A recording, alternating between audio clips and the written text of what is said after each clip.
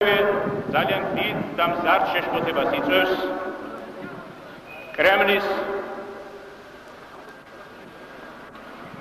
ხრივ და კრემლმა უკვე გააძლიერა თავისი აგენტურული მუშაობა საქართველოში და დეზინფორმაციული მუშაობაც გააძლიერა დასავლეთში და სამწუხაროდ უნდა მოგახსენოთ, რომ ამაში იყენებენ ჩვენს ზოგიერთ გადაგვარებულ თანამემამულეს ვითომაც პოლიტიკური პარტიების ლიდერებს.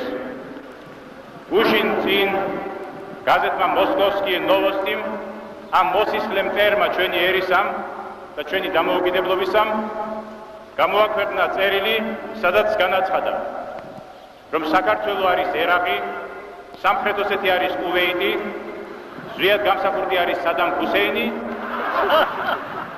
და თქვენ წარმოიდგინეთ რადიო თავისუფლებით გამობრძანდა ერთ-ერთი პარტიის ლიდერი აქაური და განაცხადა იგივე.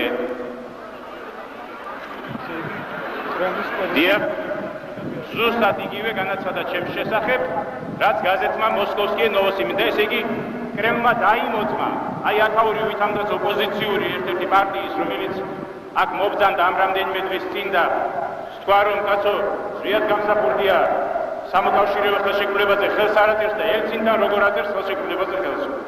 აი ასეთი პიროვნება გამობრძანდა რადიო თავისუფლებით და კვერი დაუკრა აი ამ ავადსახსენებელ მოსკოვსკიე ნოვოსტის ჭორს, რომ მე ვარ სადამ ჰუსეინი და საქართველო არის ერაყი და სამხრეთ ოსეთი არის კუვეიტი და სხვა. აი ამდენი მოღალატე გვყავს, მეგობრებო, და სანამ ჩვენ ამ მოღალატეებს არ მოუვლით, იცოდეთ, რომ ჩვენ საბოლოოდ ვერ გავიმარჯვებთ. აი ეს უნდა ვიცოდეთ ყველა.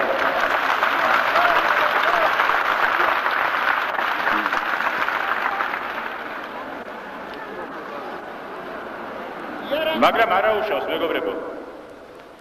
ისტორიული გამოცდილება გვასწავლის, რომ ყველა ის იმპერია, რომელიც დაუპირისპირდა საქართველოს, დაინგრა და განადგურდა და გაცამჭვერდა სამუდამოდ.